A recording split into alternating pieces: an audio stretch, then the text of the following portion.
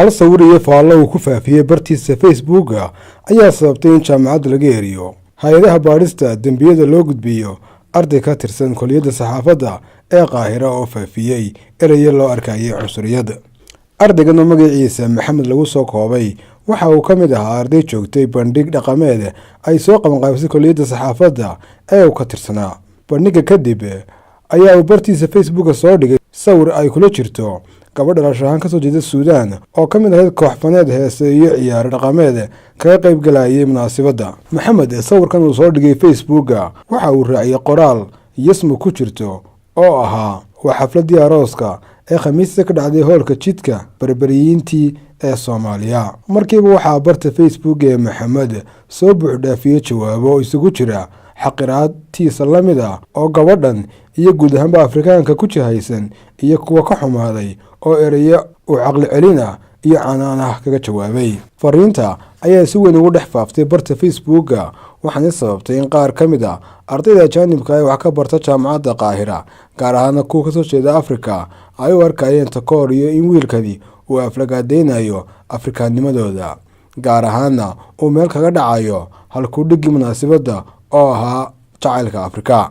Kooxda fanaaniinta ee gabadhani ka tirsaneyd waxay ka yimaadeen dalka Suudaan oo si gaar ah ugu soo sharfay munaasabadda ay jaamacadda Qaahira ay ku xusisay hidaha iyo dhaqanka Afrikaanka. Agaasinka arrimaha sharciga ee kulliyadda saxaafadda ee jaamacadda Qaahira ayaa fariintan kaga jawaabay in ardayga faafiyey fariintan waxbarashada laga joojiyo. Waxaanu si dhaqso ah ugu gudbiyey waaxda baadhista dembiyada si loo hubiyo haddii ay jirto ciqaab ay tahay inuu mutaysanayo. Dhinaca kalena hormuudka kulliyadda oo ardayda la hadashay ayaa falkan raaligelin ka bixisay.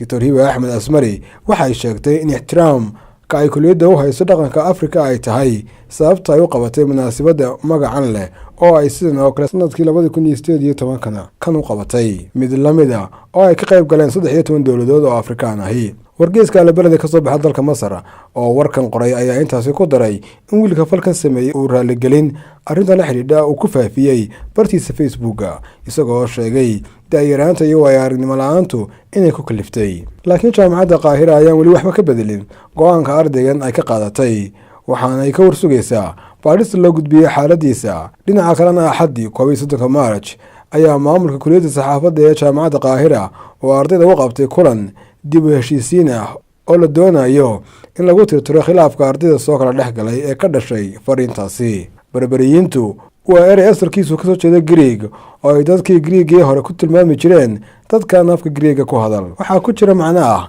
inaanay lahayn abtirsiin xadaaradeed iyo inay yihiin dad cawaan ah oo falalka xadaaradda kullidiga ah ku kici kara.